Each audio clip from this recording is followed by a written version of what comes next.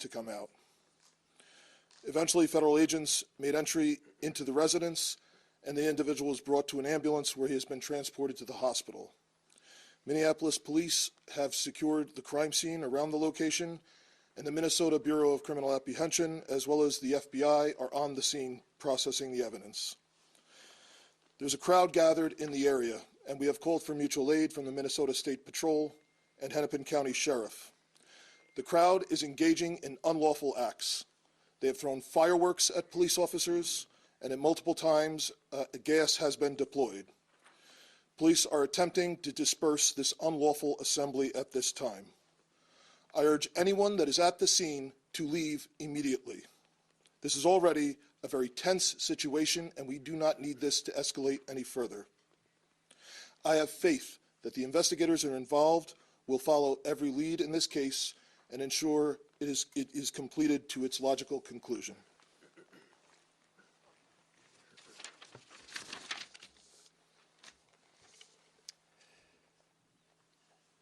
There's still a lot that we don't know at this time, but what I can tell you for certain is that this is not sustainable. This is an impossible situation that our city is presently being put in. And at the same time, we are trying to find a way forward, to keep people safe, to protect our neighbors, to maintain order. And we're in a position right now where we have residents that are asking the very limited number of police officers that we have to fight ICE agents on the street, to stand by their neighbors. We cannot be at a place right now in America where we have two governmental entities that are literally fighting one another. Why are we put in this position? We're put in this position because we have approximately 600 police officers in Minneapolis, far fewer that are able to work at any given time. And there are approximately 3,000 ICE agents in the area. 3,000. The 600 police officers that we have are charged on any given day with investigating crime, stopping homicides from taking place, preventing carjackings. That's the work of a police officer in a city. Meanwhile, we have ICE agents throughout our city and throughout our state who, along with Border Control, are creating chaos. This is not the path that we should be on right now in America. Thankfully, there's another path. And I want to talk to everybody who's out there, even people who aren't living in Minneapolis right now. Maybe you just put your kids to bed. Maybe you're cleaning up the dishes. I'm sure you love your family. There's no doubt in my mind that you love your town. Imagine if that city or that town was suddenly invaded by thousands of federal agents that do not share the values that you hold dear. Imagine if your daily routines were disrupted. The local cafe that you eat at was shut down because they're scared that their own family might get torn apart. Imagine if schools shut down and suddenly parents got to figure out what to do for daycare. This is not creating safety. It's certainly not creating safety when a huge percentage of the shootings that have taken place so far this year in Minneapolis have been by ICE. So let's be very clear. I've seen conduct from ICE that is disgusting and is intolerable. If it were your city, it would be unacceptable there too. And for anyone that is taking the bait tonight, stop. That is not helpful. Go home. We cannot counter Donald Trump's chaos with our own brand of chaos. And I have seen thousands of people throughout our city peacefully protesting. For those that have peacefully protested, I applaud you. For those that are taking the bait, you are not helping, and you are not helping the undocumented immigrants in our city. You are not helping the people that call this place home.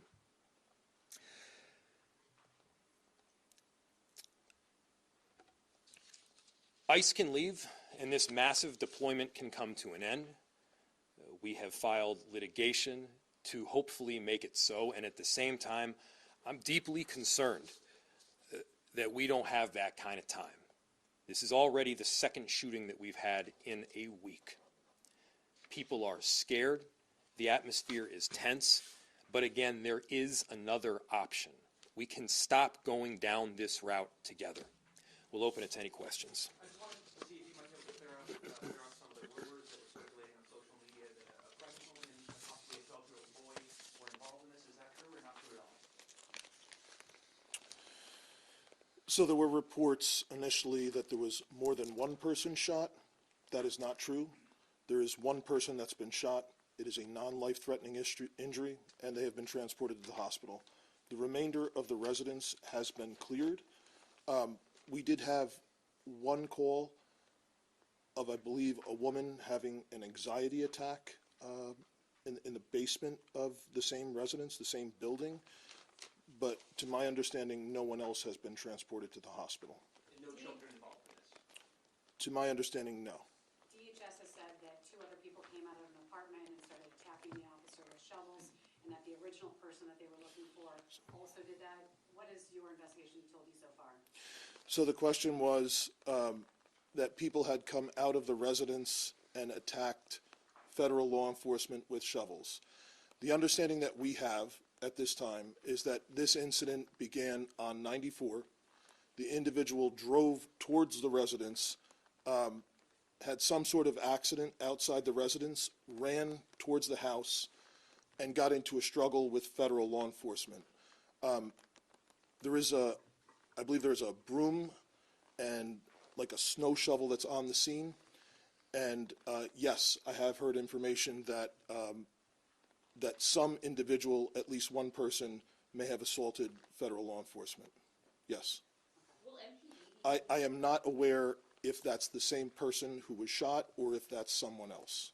will MPD be doing its own investigation of what happened? The question was, will MPD be doing an investigation of what happened?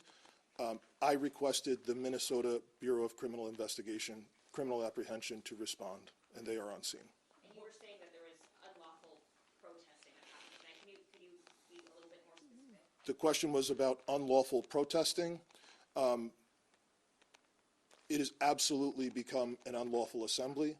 There are individuals throwing fireworks at police officers, individuals throwing ice, rocks, other projectiles at police officers.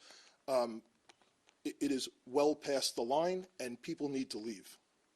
What kind of communication, if any, have you had with federal law enforcement tonight? The question was communication with federal law enforcement tonight. That communication was all on the scene. It was primarily related to trying to ensure that we were getting medical aid because we had a report of a shooting, and then also to try and ensure that we could maintain the integrity of the crime scene so that there could be an investigation into what occurred. Do you know what the condition of the person shot is? And we're also told that agent was injured and taken to the hospital. Do you have any updates on either condition? I have no updates on either condition. It's my understanding that this is a non-life-threatening gunshot wound. And can you talk about anything you know about that initial stop that started on 94, that initial chase, if you will, and anything you know about the person that they were following? So I know nothing about the person that they were following. And then the rest of the question was about the initial chase. It's my understanding that we have some other 911 call indicating that someone from the house was calling, saying that the person in the car was running from ICE. I was driving towards the residence. That's my understanding. Could Mayor Fry respond to criticism that local officials are contributing to rising rhetoric, and that's part of the reason why we're seeing, as DHS says, protesters behaving in this way? What rhetoric? So the question was, can I respond to rhetoric? What rhetoric? DHS says that there's rhetoric from local officials that they say has just kind of taken up the temperature of everything that's going on in Minneapolis. So the question was, there has been the accusation that local officials have perhaps taken up the temperature in Minneapolis. First, I'll say, show me a single place where I have encouraged anything other than peace. Show me a single place where we have encouraged violence. I have said from the get-go to people in Minneapolis, do not take the bait. We are better than that. I have encouraged peaceful protest, and I'll say it again, I am inspired by the tens of thousands of people who have in fact peacefully protested and fairly documented with transparency what is taking place. That is allowed in any city in the country. And I have made it clear that to the extent people are going beyond that, and those protests are not peaceful, and the violence that the chief mentioned, it's got to stop, and you got to go home. 2 more questions. If this situation is not sustainable, as you said a few minutes ago, where do you go from here? What options do you as mayor have from this point forward? Yeah. So just yesterday or the day before, I'm losing track of the days here, Minneapolis, along with St. Paul and the Attorney General's office at the state, filed a lawsuit. That lawsuit outlined the duress that our city is presently experiencing and how making people safe in our city is made all the more difficult based on the presence of ICE. We are hopeful that we will succeed ultimately in that lawsuit. Of course, my concern is that yet another shooting will take place. Yet another person will be injured or killed.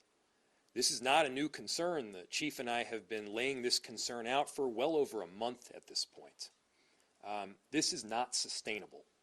Our officers, they are working tirelessly. Again, we have about 600 officers. There's about 3,000 ICE agents in border control. We need our officers responding to the basic day-to-day 911 calls. We don't have the capacity to both deal with that and all of this conduct that we're seeing from ICE on the daily basis.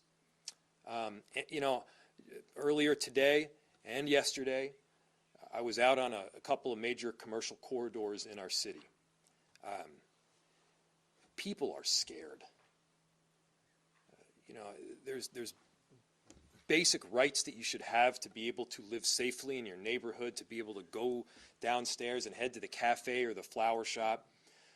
The people that would normally keep up these shops, American citizens, by the way, many of them, are terrified. Because American citizens are getting picked up off the street by people in masks. That's not the way things should be conducted in any city in America. That's not who we are. That's not America. So I'm calling for peace. Everybody has a role in achieving that peace. And we're going to try to do everything that we can to keep it.